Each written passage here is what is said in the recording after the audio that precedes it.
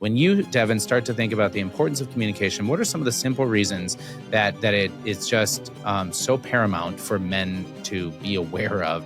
What we find with women is it's so interesting when you ask women about their needs, especially in marriage where their husbands seem to be failing or what they want from their husbands and they're not getting. It is live a holy life together, a sanctified marriage together. The two can't live in the same house but not communicate effectively. There's so much marital advice out there right now because there's so many marital problems, and a lot of the advice overlaps. There's so much similarity between secular and Christian advice, but the one thing that differentiates the Christian or the Catholic from worldly advice is Hey everyone, thanks for joining us here on our next episode of The Catholic Gentleman. We are so grateful, truly, that you have decided to spend some time with us. We are your hosts. We've got my close friend, founder and executive director of Fathers of St. Joseph Ministry for Men, Devin Shaw. Devin, how are you doing? How's life? I'm good. Just getting ready to head out to Indiana for a men's conference, give them a 2-part retreat. So I'm excited about that. That's great. Any idea on the numbers that are going to be there? I don't know. No, I think, 400. I have no idea, actually. Yeah. I don't know. But it sounded like it was 400. It's worth it. It's worth it if it's 50. I love the actually, I love the 4-part men's retreat where we get like 50 guys and it's like a weekend. Man, those guys, you can just see them grow. It's like much more personal. It's just, I love that. That's fantastic. More intimate. Oh, I love it too. That's exciting. Well, we'll be praying for you. I'll be praying for you. Thank you. And can't wait to hear how things go. So for this episode today, last week we dug into one of the hardest realities that a husband faces, and that's when his wife resists his leadership. We unpacked how God-given authority is never a weapon for control, but a sacred trust for service, and discussed where men oftentimes get this wrong and allow our emotions to guide our actions.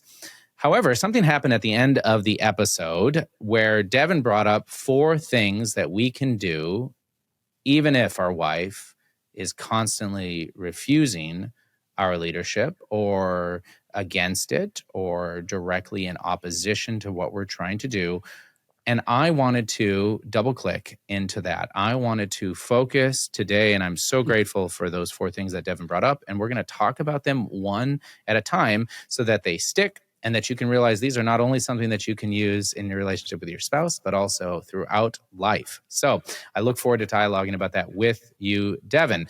If this is the first time that you have watched our show, please hit that like and subscribe button so you get these episodes every time they come out. If you watch this frequently, please give us those 5-star reviews. They really do help the systems, the algorithms reach more men. I see it happen. I'm a chief marketing officer, so I know it happens, and I'd greatly be appreciative of those things. So Devin is releasing a new book called The Rule. It's a book that I was so blessed to read. I don't know, maybe 2 years ago, a year and a half ago. I think so. Phenomenal. And Sophia's publishing it. And so Devin, share just some brief news. It's going to be out. I'll put the link in the show notes, but share some brief news about The Rule that's coming out. Yeah. So The Rule. So my life's goal as kind of in the, I guess, the vineyard is to help men to live the spirituality, to embrace the spirituality of St. Joseph, which doesn't sound like much to a lot of guys, but my experience is the men who embrace it and live it, their lives, their marriages, their families, their life changes. They may still have struggles, obviously, and trials, but they're able to weather the storm and still be men of peace, strength, and joy and love. And so I was trying to figure out a way to really sizzle down the spirituality into a way that guys could have like a book that they could take with them to adoration or a book that they could pray on every day. And so it just came to actually what happened was I was at a low point. I was thinking about quitting the ministry like I do so often. And it's like melancholic me. But anyway, I was like listening to Ignatian Rules of Discernment. And I was like, why don't we have something like this for husbands and fathers? I was just getting enraged. And then the words came back to me, why don't you write it? And I'm like, I'm done. I am done writing. I've written like 20 books. I'm done, and then, wouldn't you know it, within like 7 days, I wrote the 7 sections, 88 rules. And basically, so the idea behind it is, I think men struggle to know when the devil's at work, when God's at work. And there's 7 areas. There's basically your divine sonship, your call to authority, your vocation itself, your calling, marriage, fatherhood, work, and then your relationship with God, which is silence and sacrifice. And so in those 7 areas, each of them have individual bite-sized rules and an associated spiritual practice, so that men can just read one rule and begin to live it. One rule a day, one rule a week, however you want to do it. And my hope is that this will get in the hands of hundreds of thousands of men. I know it sounds crazy, Amen. but I just want to wake the sleeping giant. I agree. The abundance of God. And so you said that it'll bring to men peace, strength, and joy. And those are the byproducts of doing this. And I can attest to them. I can also say that, I was one of the men that has definitely benefited greatly from the fruits of your work and from our relationship. Mm-hmm. And I'll say that for men, it's going to provide clarity and a way forward. I mean, how many of our listeners, just listening now, myself, I was absolutely in this boat, was just looking for the to-do list, was looking for the rule that was relatable to today, right? Because 2025 is a very different time period where we have very different struggles, and that's so important. And so I am grateful for this. I'm going to put that link in the show notes. We're going to come out with a whole episode about the rule. And so I'm so grateful. So I encourage all of our listeners to click on that link, to go purchase now. I will put the 20% off discount code that Sophia has been so great to give me anytime there's something Sophia related. So I'll put that down in there so that you can head over and you can be one of those hundreds of thousands of men that will purchase this. Let's think with the abundance of God. So I love it. So wonderful. Well, thanks, Devin. Okay, switching. I want to kind of start the conversation about the importance of communication. It's something that you bring up and that I brought up, is that communication builds communion. Yes. And I want to just kind of want to break it down as like, why is this important within the sacrament of marriage? Why is this so important to focus on? Because frankly, I see a lot of men that just take this for granted, right? Oh, I loved her. She loved me. We loved being together. We thought, hey, we're both Catholic. This is going to be great. We can do this together for the rest of our lives. And isn't it going to be a bed of roses and it's going to be, a honeymoon city? And then that stops. That doesn't happen. Even if we didn't have those full rose-colored glasses, the reality of living with another, with a woman that thinks, acts, and in her very essence, we just celebrated the feast day of St. Edith Stein. May she pray for us. And I was reading some of her works about the very essence of woman. Yes. That she, from a metaphysical level is different than men. Yep. And she goes deeply into that. And it's just so beautiful. And so now all of a sudden we're face to face with this reality in our very own life. And it's a little jarring and it's a little frustrating, and our emotions generally start playing over. Every man's does, and we're all learning how to relate, how to appreciate this sacrament. We've talked about it a lot. So just focusing on communication. When you, Devin, start to think about the importance of communication, what are some of the simple reasons that it's just so paramount for men to be aware of and get right, and not just be so action-oriented and outcome-driven, but understand that this communication piece is a pillar for a great marriage? Yeah. So, okay, there's a lot there, but what we find with women is it's so interesting when you ask women about their needs, especially in marriage where their husbands seem to be failing, or what they want from their husbands and they're not getting. It is quality time spent with them, which involves meaningful conversation, which involves the husband having the capacity to listen to her heart. Now, what is so ironic about this is that men are not really, this is a massive generalization. I shouldn't say this, but often we're such doers that we struggle with this big time. We hear, but we don't listen. We're nodding our head, but the words are like going in one ear and out the other. And the women lament this. And so my wife and I kind of laugh about this a lot, because whether we're talking about the sexual, physical needs of women and men, you hear women, they want physical intimacy. And then they always add that, not always, but often, incredibly often, the women we interview, they add that little caveat, I want physical intimacy from my husband without leading to sex. You're just like, Yeah. okay, but Yeah. men are like, I want physical intimacy that ends with sex. It's Is like, there another way? yeah, Yeah, yeah, exactly. exactly. So it's like with conversation, men were like, okay, just tell me what the problem is. Tell me what's going on. Let's solve it. And women are like, no, I just want you to be here for me present, listen to my heart, hear what I'm feeling, and really just respond lovingly, empathetically, and compassionately. So why is this? Like my wife and I like laugh all the time. Why is it that God created us so like opposite, you know? And it's because that is the only way really to get two people to overcome themselves for the sake of the other and to become one. Because in order to love the other, who basically, I don't think like my wife, I don't react like my wife. She doesn't think like me, react like me. So I have to learn to speak her language, her dialect. And by doing that, I overcome my own selfishness and I expand my self giving. And then I become a man of self giving love. And then I expand as a human being, as son of God. Same with her. She expands as a daughter of God, a bride of Christ, as she overcomes herself to fulfill my needs and my desires. And so God has created this to be the path and the place, the context to learn self-giving love. And self-giving love almost always involves a sacrifice of overcoming our selfishness. Yeah. Yeah. No, it's so good. And I just want to add to that, when this is kept in the dark, when we have all of these desires, these expectations, this true virtue that we're trying to lead towards. I don't want to make it seem like men are just always just animals who aren't, trying to strive for holiness. It's not the reality. Though Devin and I being two that fit that mold, we're striving for holiness, we're striving for sanctification, we're striving for virtue. But when we don't communicate effectively to our wife, when we don't listen to our wives, then our expectations are allowed to fester in darkness and not brought to the light, so that we can't come to agreements on things like household work, right? That chores that need to be done, our own desires for our futures, and as a family, hopes, etc. That we could go on. We have to be able to learn how to communicate effectively with our wife so as to live a holy life together, a sanctified marriage together. The two can't live in the same house but not communicate effectively.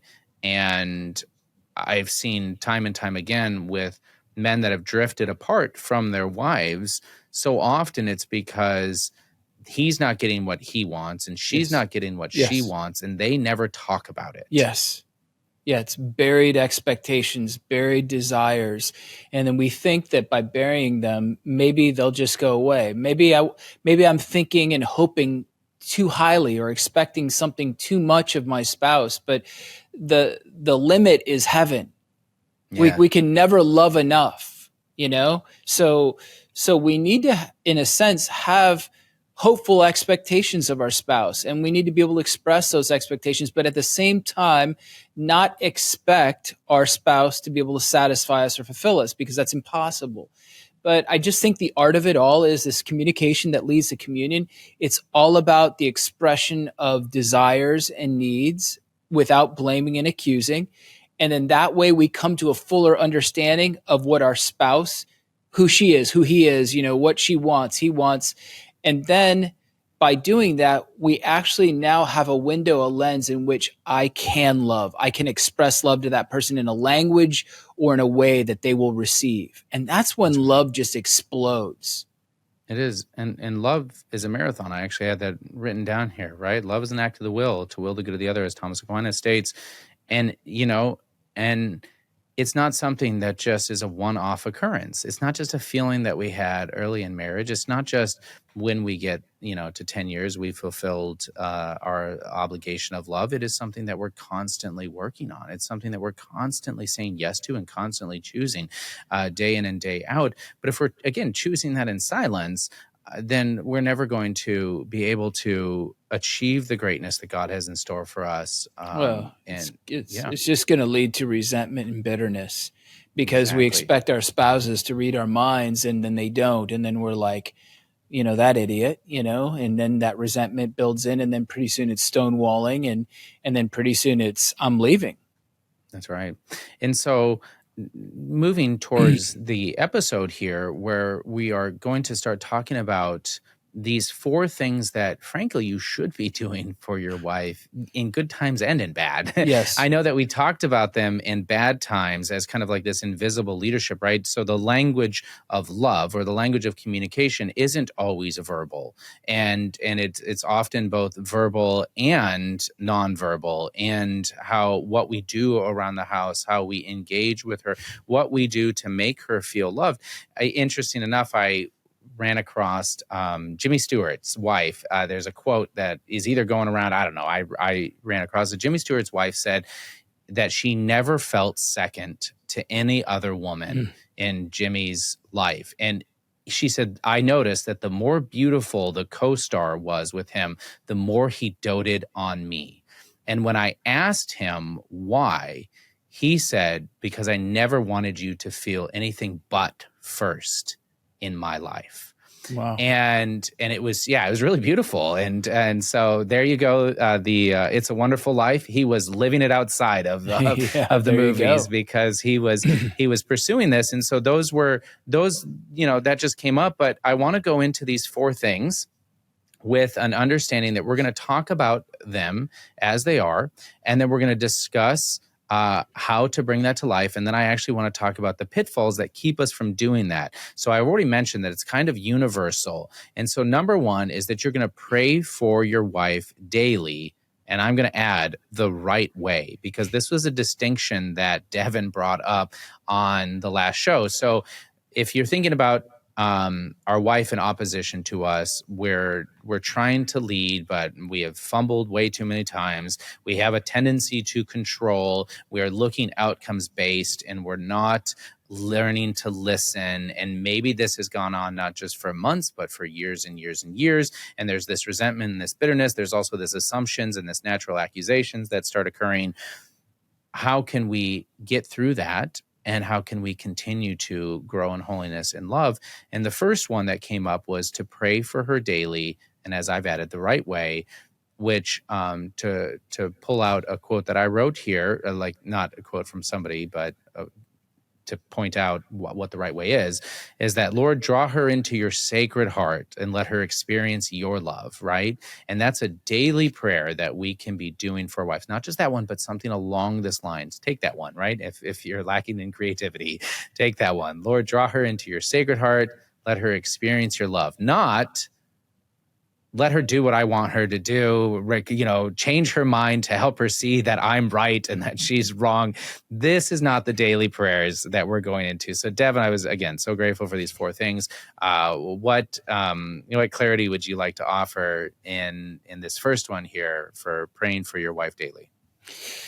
Okay, so I think that, there's so much marital advice out there right now because there's so many marital problems. So many articles on drift and distancing and how women are different than men and men are different than women and what we can do. And a lot of the advice overlaps. There's so much similarity between secular and Christian advice. But the one thing that differentiates the Christian or the Catholic from worldly advice is, man, we're leaning on God here. And we have a power that the world doesn't have. And so this is so important. So St. Therese says something like this. She says, I have the quote, maybe I should just read it. It's very short, but she says, it is proper to divine love to lower itself. Hence, the lower we are, the more we attract God. So in marriage, this applies, so we're talking about divine love. We want God to come into us so that when God is in me, then I can give what I typically don't have, which is I just am giving myself. I'm not giving God. So how do I have God in me to give God to my wife? Because that's what the world can't do. Worldly marriage advice cannot do this. It's good natural advice, human nature, great, but grace has got to build upon that nature. Okay?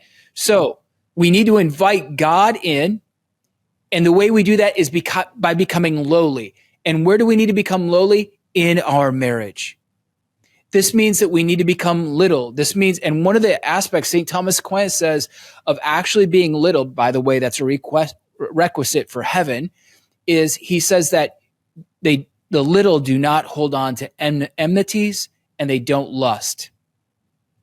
Okay, so right there, how is this going to work because we say pray for it and everybody's like, oh man, I do that already, Yeah, exactly. Okay. I pray for her every day. That's exactly right. Yep. Yeah. Okay, great. Well, you know what? Fine. But St. Paul says this, husbands, deliver yourselves up for your wives and present them unto the Lord. That word presenting is so important because what Paul is saying is, as you love yourself and present yourself before the Lord and expect great things for the Lord, that's what you're supposed to be doing for your wife. Yeah. So when you pray for her, you're getting into her worldview, her psychological needs, her emotional needs, her menopausal needs, or, whatever it is, her child rearing needs, the fact that she's stressed out hormonally, maybe emotionally, whatever it is, you're in that world and you're presenting that to God, and you're not like, God, fix her, she's broken. That's the problem with us. We look at our wives and we're like, she's a problem, she needs to be fixed. No, God has put her in your life just as she is to fix you, man. That's amen. why, I need to be fixed. So the point here is with this is we have to be little. We have to lower ourselves. When we do this, we become attracted to God and God comes to us, but not more so, but additionally, we then become attractive to our wives. And this sounds counterintuitive because we know that our wives want the protector, the braveheart, the gladiator who will die for them, Maximus, whatever. But the truth is, yes, she wants the man of strength, but he has this inner strength to master himself. But part of mastering himself is to be able to lower himself, to not be high-minded above her and think that he's better than her, but he's loving her in this humble way. So that when he prays for her, not Lord, fix her, she's broken, show her, Lord, why she's wrong, show her that she's not loving me properly. She should be having sex with me more. Show her, Lord. No, like you said, Lord, draw her into your sacred heart that she can experience your love to full. If you are praying that way with this lowliness of heart, this meekness of heart, man, God is going to infuse you with himself, and your wife cannot help but to feel that. That's right. The more aligned we are to God, the more beautiful the other is. The more aligned we are to God, the more beautiful our reality is, the more wisdom that we are able to receive, and the more unity, in the depth of unity, we're able to go into. So I really appreciate you mentioning this, because it is something that, and you know what, perhaps somebody listening might be thinking, so am I just called to be a pushover? Like, am I just called to basically give her everything she needs and not want anything for myself? Or is there this long game that I'm playing that, if I do it like this, then eventually she'll give me what she needs? And both of those are missing it. Both of those are missing it. But I'd love for that first one, the idea of being a pushover and not influencing. Maybe we kind of set the stage, so to speak, for this one as well. How do you respond to that, Devin? Okay, yeah. So a woman does not want to push over. And sometimes women will push their husbands in the position or the direction to be pushovers. This is more dominating women, right? Yep. Because they want their husband to push back. Deep down, they want their husband to push back and be a spiritual leader. Okay. And so what does it look like to be? So was Christ a pushover? No. But yet Christ was willing to take the hit for his bride.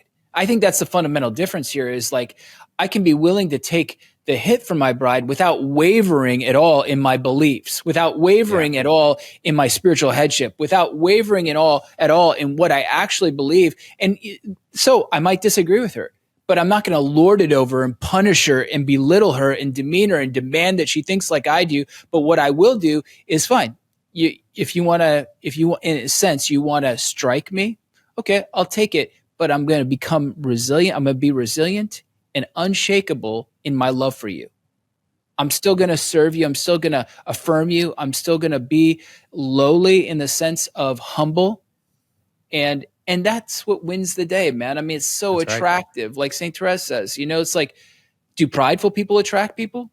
Only initially. Mm. Like the movie Yeah, stars, exactly. There's a certain, Hollywood. yeah, At first, initially, yeah, we're like, man, they got it all. I want to be like them. And there's then an you get to allure. meet them, and Yeah. you're like, man, they're so arrogant. They're so full of themselves. There's a black hole of themselves, sucking the world in around. It's always about them.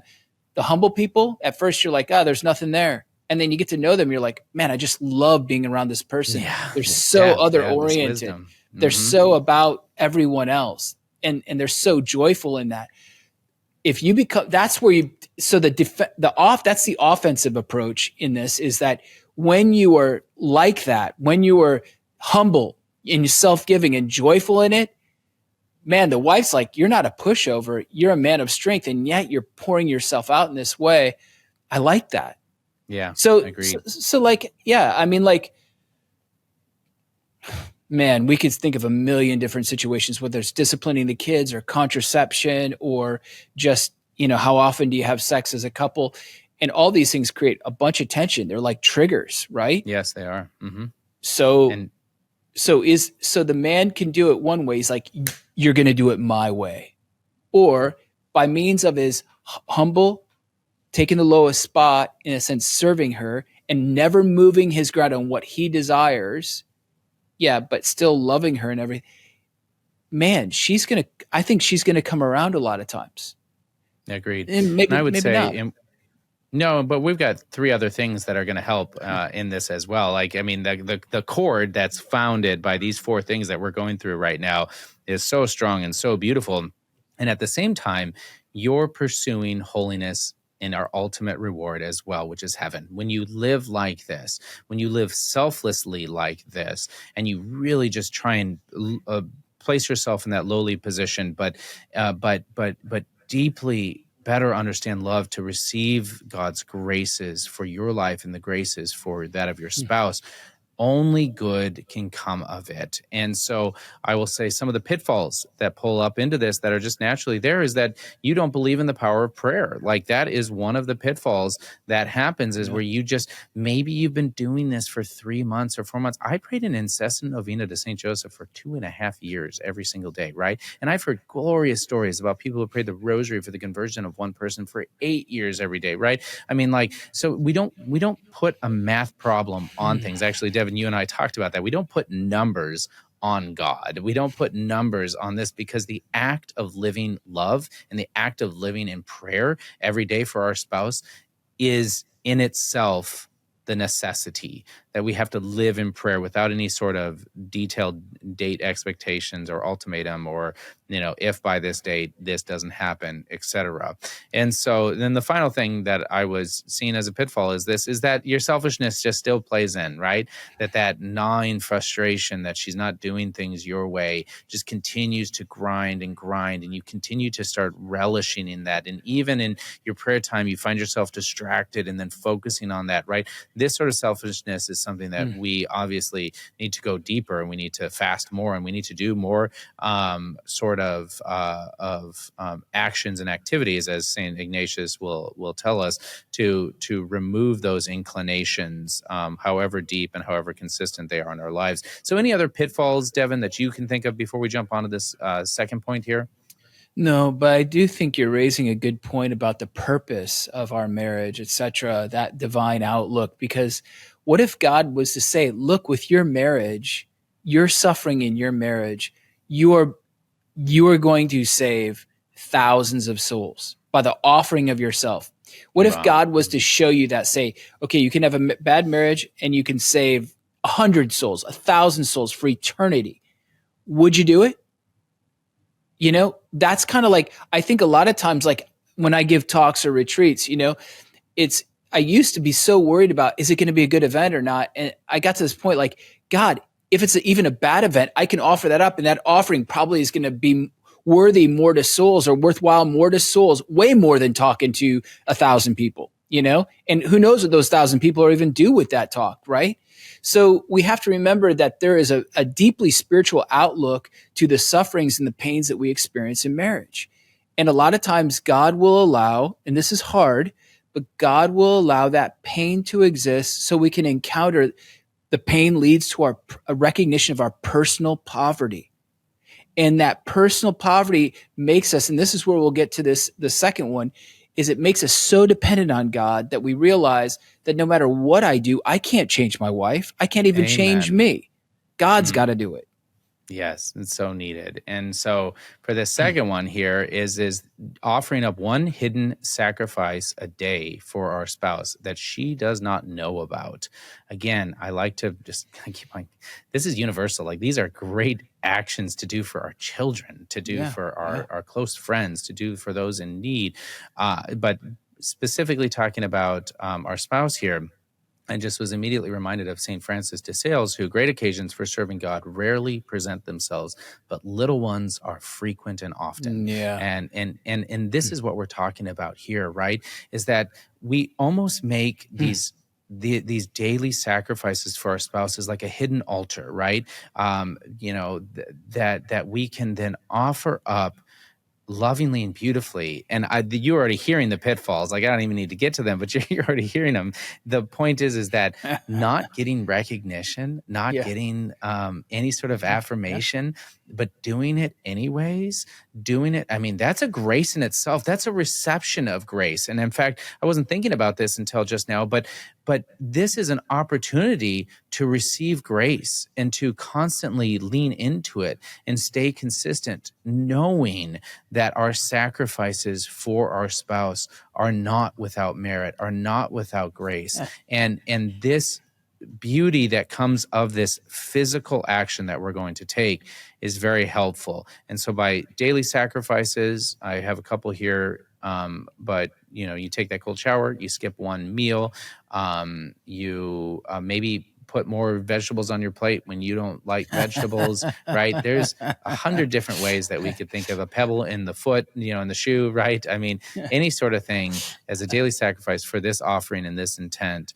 So, Devin, what sacrifices, hidden sacrifices have you found most transformative for marriages? Why is this daily self-offering, this daily self-sacrifice so important for the lives of men and for marriages? Well, I think it's one thing to pray, and it's kind of like lip service in a way. If your prayer lacks sacrifice, then it's kind of, you're just saying what you want, but when you sacrifice for that which you pray for, that you mean what you say and you say what you mean. You're actually saying, living out in your body, this is my hope, this is my prayer, Lord, I'm offering this to you. But I think it's always with the spirit of poverty, is like this isn't like a bubble gum machine or a pop machine, a vending machine. You put in your sacrifice and then God pops out a new woman, for you, your new wife. That's a misinterpretation. Yeah, Agreed. That is not how it works. The whole idea behind this is, God, I am so weak and pathetic and impoverished. I can't change my marriage. I'm praying for her because I love her. I want her to have joy and peace. I want that in our marriage and for our family.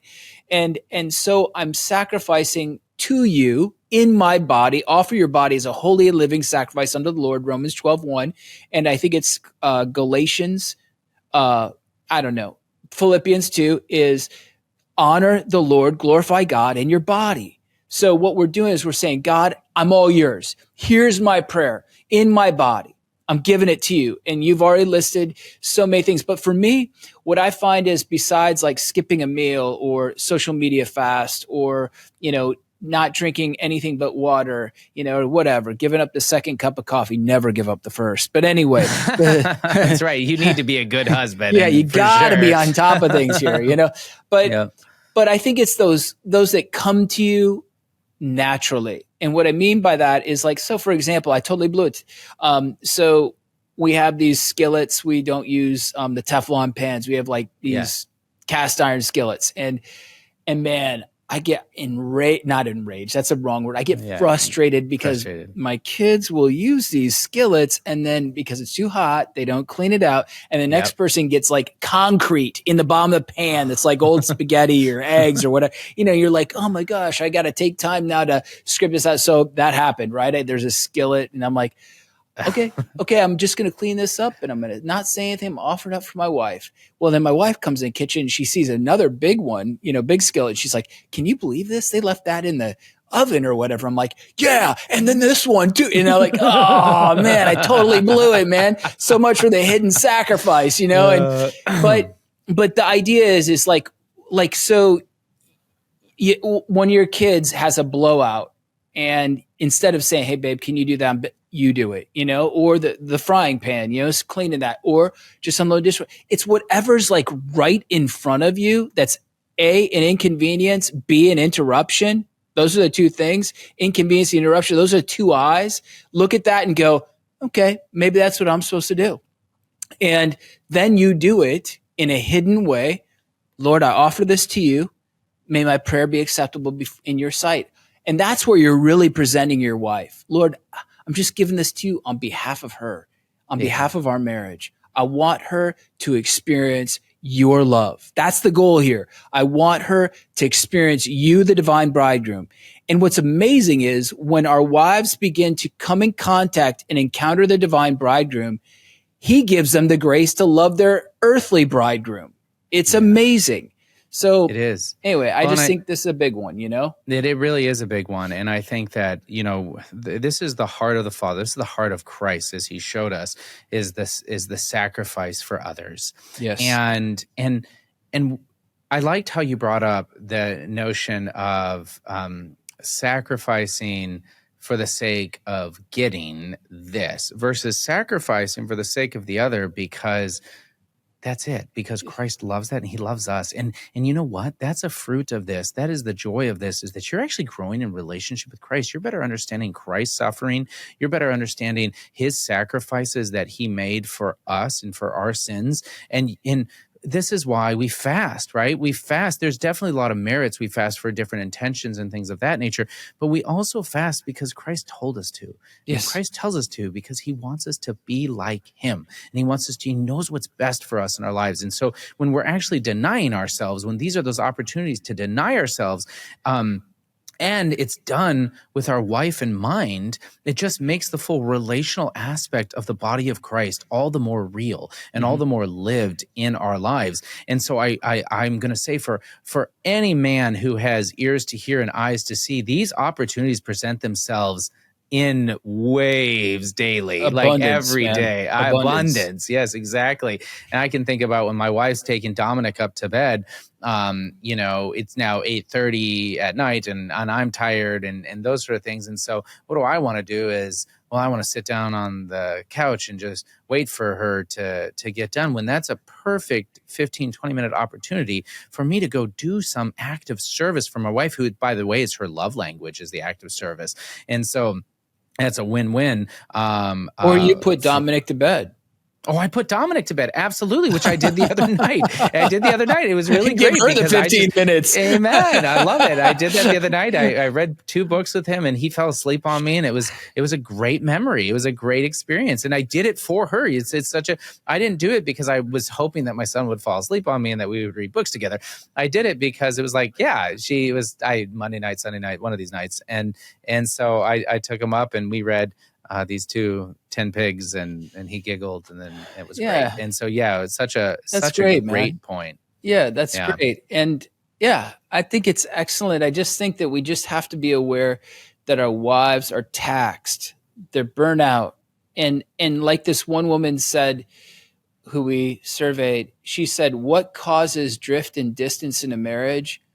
When he makes her number 2 when she should be number 1. So it's like this right here is your hidden way to make her number 1 in your life. And this is another one for guys. For me, at least, I know a lot of guys, don't interrupt me at work. That's like, man, big. Like even other coworkers, just try not to interrupt me while I'm in my zone, right? And Yeah. then the wife calls and says, man, we just got a bill from the insurance company for this or whatever, or we just got, this medical bill, or, so and so's got this problem. I'm like, okay, I have a moment there where I'm about ready to go, and this can't wait till I get home, I Exactly. mean, Exactly. seriously. Yep. But Yep. it's like, okay, this is a time I need to zip it and listen and be like, okay, babe, yeah, engage it enough and say, okay, I'm going to think about this for a while, and then maybe we can talk about when I get home. You know what I mean? So you give her that acknowledgement. Hey, you are number one. You are so important to me. But right now, I do have to get back to work, but I promise that we will discuss this when I get home. You're covering both bases there. You're continuing on with what you have to do with work, but at the same time, you're giving her her number one spot. And so great. And so that's one daily act of sacrifice. And this next one, though, is one act of service where we're actually Mm. going to serve our spouse. We're going to Yeah. actually do something intentionally. And one of the biggest benefits to this is that you're going to. One of the biggest benefits to this is that your wife is going to start receiving that service. It might not be right away, right? It might be that she sees that act of service and wonders, what are you expecting in return? Yeah. Like, Yeah. what is that? Huge. What's this? Yeah, quid pro quo, this back and forth. And that might happen for many weeks. Many weeks that might happen where she's just like, wow, like, what is this? But you're going to do it anyways, because we're doing everything out of love. We're doing everything out of love for our spouse and to grow in communication with our spouse.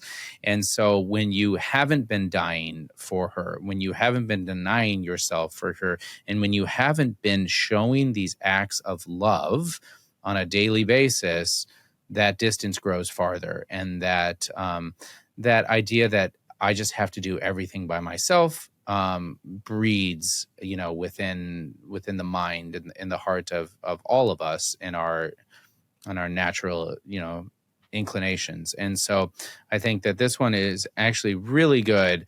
They all are so good, but if I'm being honest, this can be the most difficult Well, because, yeah. Well, especially if she's not responding, especially if she's checked out, especially if you're sleeping in different bedrooms and you guys are brother and sister and you guys are not communicating and she's resentful and you guys are not having intercourse. I mean, the last thing you want to do in that case is to serve a person like that, right? Mm.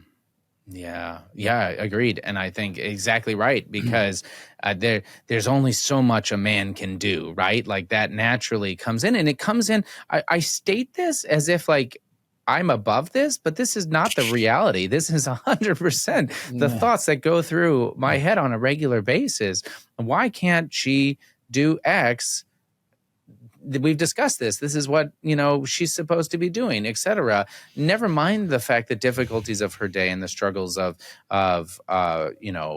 life that just come up and that occur on a regular basis. And so I would say that to do this, yeah, what were you going to say? No, I'm listening. I'm thinking. Yeah. Yeah. I was going to say, to do this well, you have to plan. This is one that I find for me, you have to plan. Like I have to plan this act of service.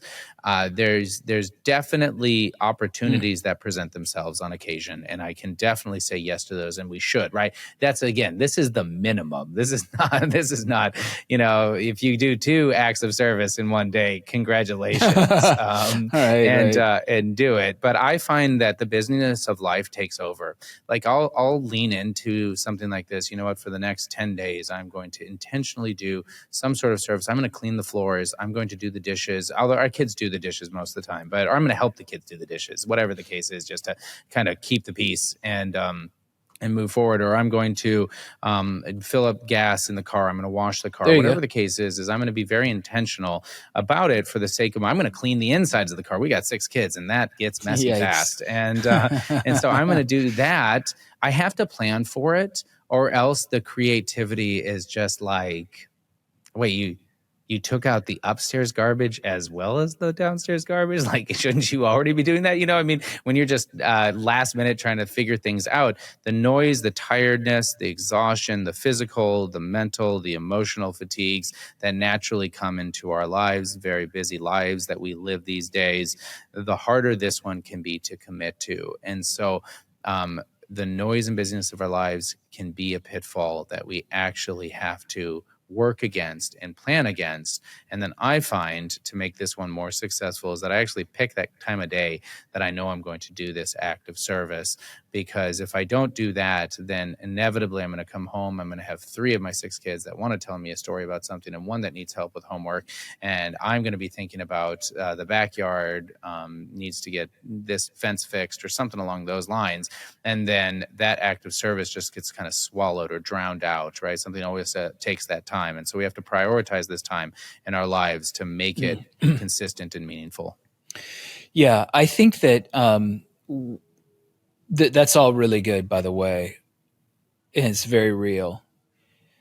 The reason why we have so much distance and separation in marriage is oftentimes a woman, well, or a man, but one of the spouses senses that trust has been broken. Their heart is breaking because they can no longer trust their spouse. It could be infidelity, it could be sexual sins and pornography, but it could be very simple, like, you just quit noticing me.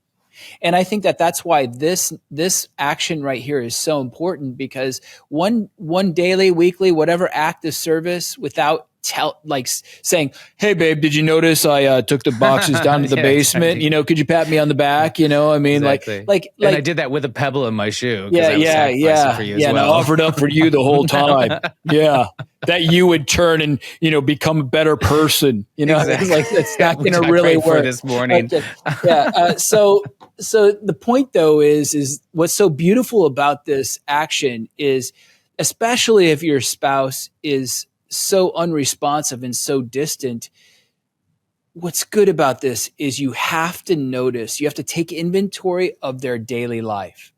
You have to look at their life and say, well, what is it that they do on a daily, weekly basis? What are their daily actions, their chores, or what is it that they're just scrambling to get done that they can't get to? That's where you can help. So what's happened is she doesn't feel noticed. That breaks her trust in you. She wants to be noticed. How do you notice her? Evaluating her life and going, oh, she has needs here. This is where she can be served there. I can lift the burden a little bit there. Maybe I make dinner tonight.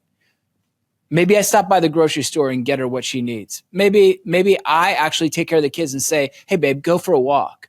Or maybe whatever it is, it can be so little, like just literally taking the trash can from the curb back to the garage when you get home from work, rather than leaving it for someone else.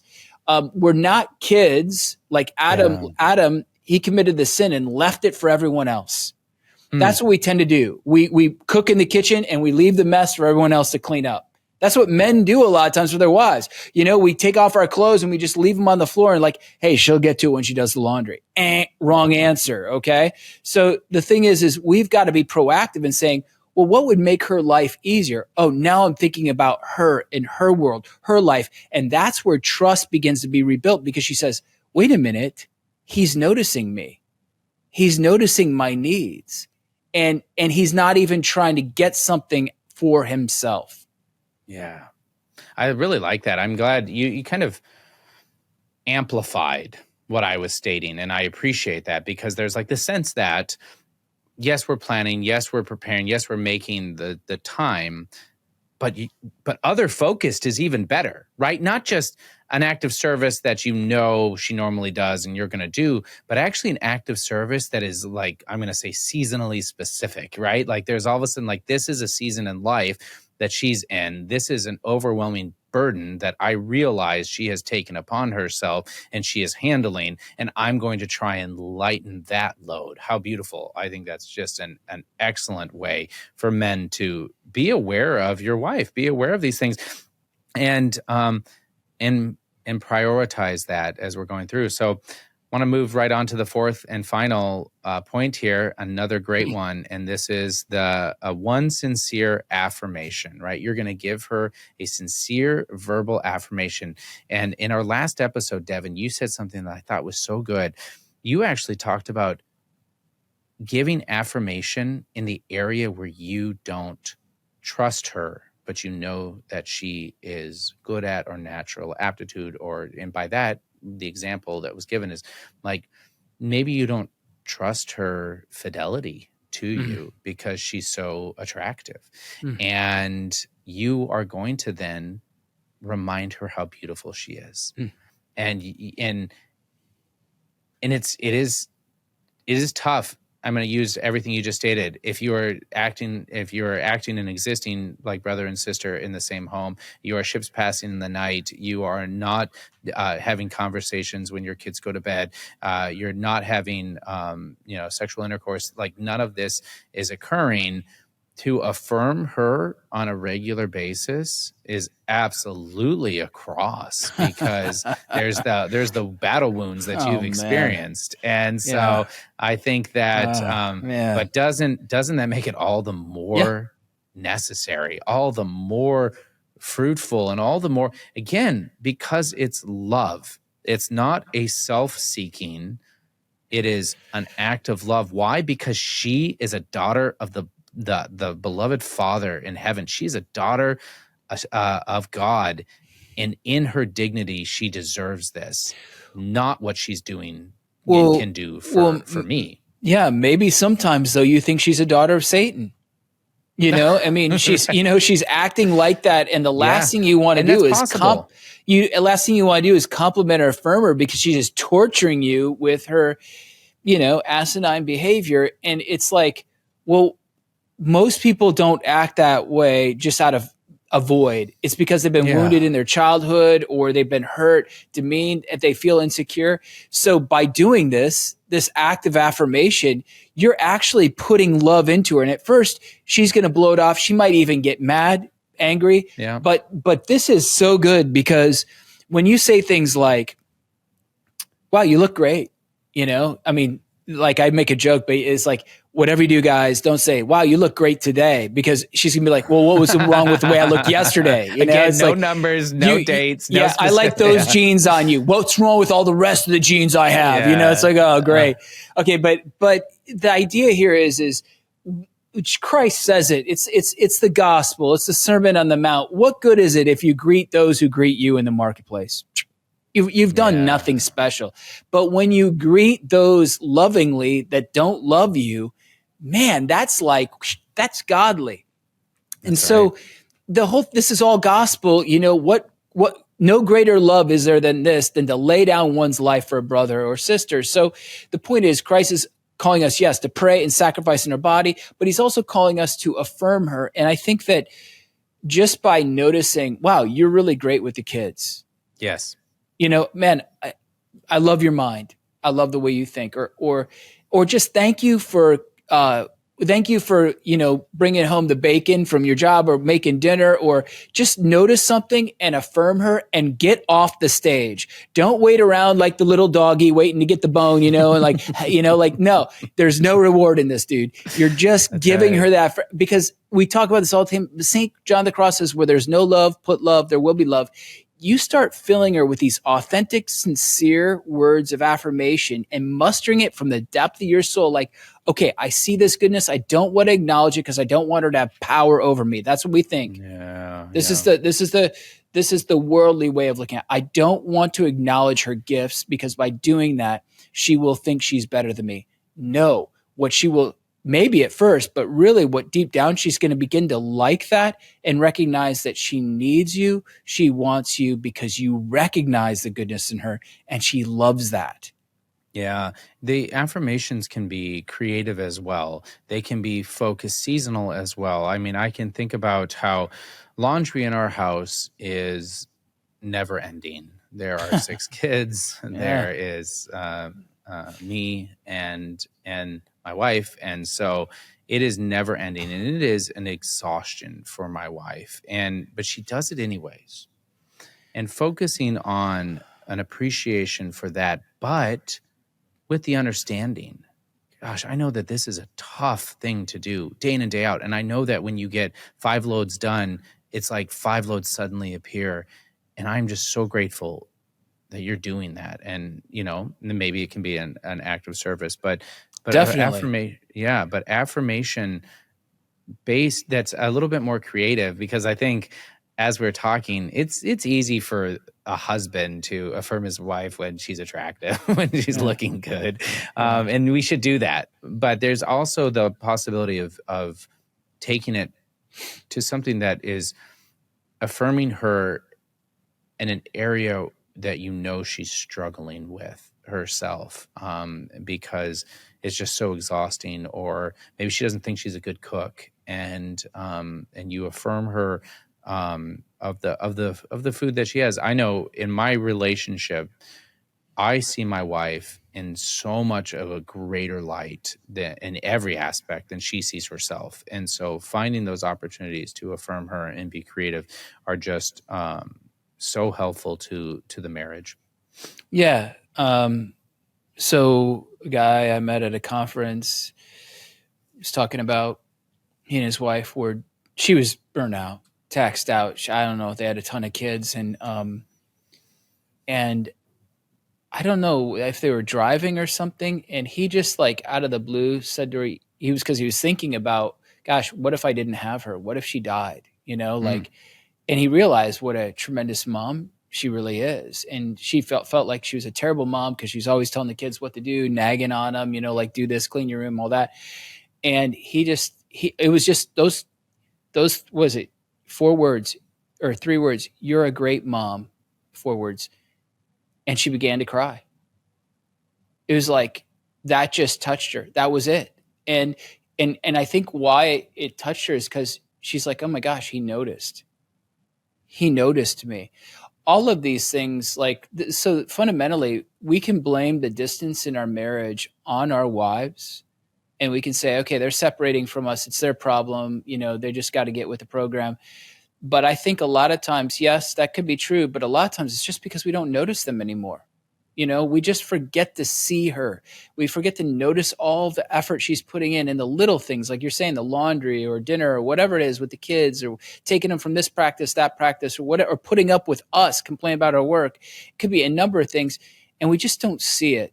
But these 4 practices allow us to begin to see her anew, enter into her world, and truly, if you do this religiously, not just for 15 days, 30 days, but like you put it in 6 months, a year, man, unless there's severe damage in your marriage, I think it can be reconciled. I really do, especially with Christ at the center of it, But here's something, John, I don't know if it's okay. please. I'm going off here, but in the spiritual life, like the contemplatives, the monastics, there's like a cycle, like in the Song of Songs, there's this cycle. There's consolation, a high point with God, and then there's desolation, where God Desolation. draws the person out in the desert and he seems to withdraw for a time. But like a tree, the tree's roots grow deeper in the winter, so it has wider branches and more fruit.